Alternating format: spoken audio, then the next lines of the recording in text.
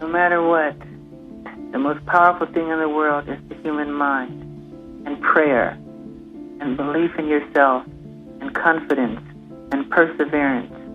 No matter how many times you do it again until it's right. Everyone will tell you Michael Jackson manifested, but no one will tell you this book that he actually read, used, and recommended. And make sure to stay till the end, because I'll be sharing the 3-step process that Michael Jackson used, how you can actually manifest just like him, and it might not be what you expect. The book I'm going to show you was actually recommended so strongly by Michael Jackson that it was the first book he gave to a young Frank Cascio who hated reading. Growing up, I didn't like to read, and he opened up my world to reading and understanding. He says, well, you're not going to read, you're going to be a bum for the rest of your life. Now, I know there's some controversy involved with that person these many years later, but this information comes from his book, My Friend Michael, published in 2011. And in my opinion, it's a complete 180-degree review of Michael Jackson. There was something wrong with the relationship. Being one of those boys that was, actually. Well, Sonia,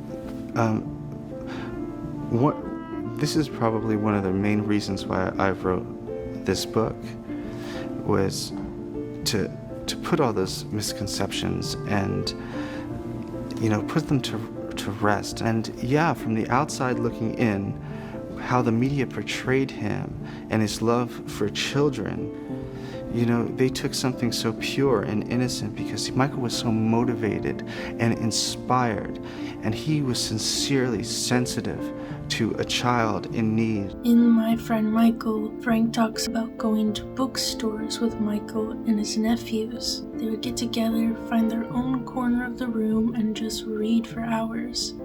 They called it their training, and Michael taught them to cherish books and cherish knowledge. He goes, you want to be incredible in this world?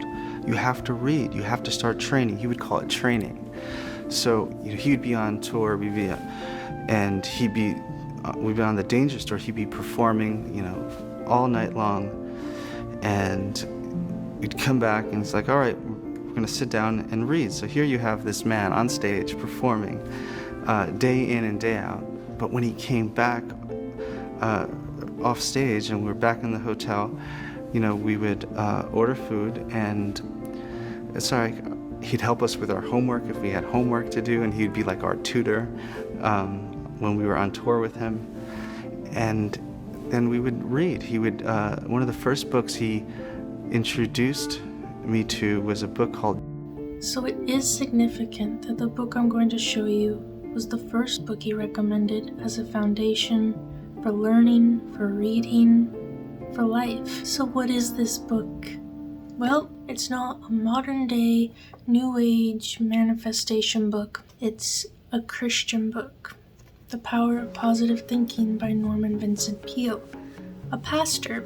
It was written in 1952, and particularly I want to share with you the 3-step process he shares in this book that can directly apply to your life. And you'll see how every modern creator these days conveniently leaves out what's in this book whenever they talk about manifesting. Because as some of you pointed out in my previous video in this series, it's not that manifesting isn't real. It has a real definition, but when you hear it now on TikTok, in self-help spaces, in How MJ Did It videos, it takes on a whole new meaning that's almost always stripped of its most important foundation. The things that are missing can be found in the very first few pages of this book. In the first chapter, titled Believe in Yourself, Dr. Peale says, the greatest secret for eliminating the inferiority complex, which is another term for deep and profound self-doubt,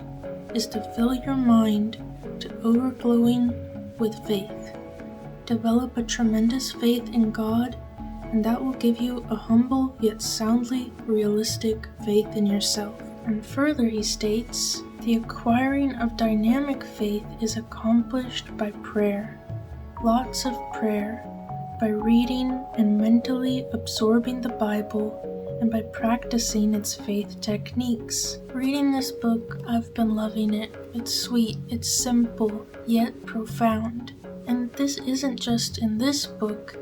We saw it written all through Michael's notes, the affirmations, the notes on his mirror and in his journals, and it's a pattern. But what I find crazy is that this framework that's entirely built on faith, prayer, surrender to God, the Bible, gets stripped away in these manifestation spaces. It's usually replaced with talk like you are the source, and God essentially becomes nameless. That's why I made this series, because it's not what many authors originally taught, and it's certainly not what Michael Jackson practiced. As I was pondering this, I kind of thought of a little analogy. If somebody who loved you made you a very special cake on your birthday, and as you were enjoying it, you didn't thank them or acknowledge them. Instead, you said, "Oh, this cake is so wonderful.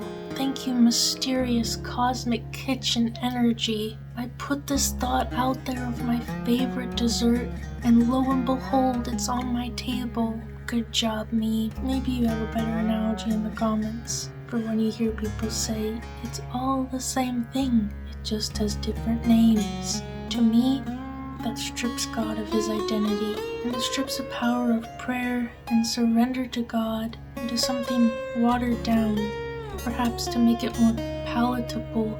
So, what's this 3-step practice that we can use from this book and apply to our lives? The 3-step formula. Number 1, prayer eyes. Number 2, picture eyes. Number 3, actualize. What is prayer eyes? In talking about the power of prayer, Dr. Peale mentions that we should converse with God daily, moment by moment, in a real, non-religious way, meaning you can talk to him as a friend, conversing with one another, as if to a close associate.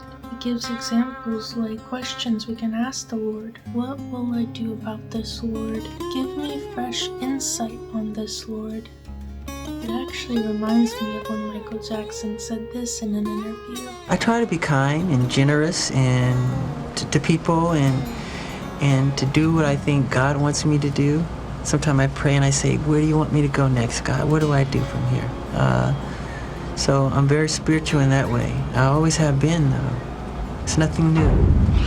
Step 2 is to picture eyes.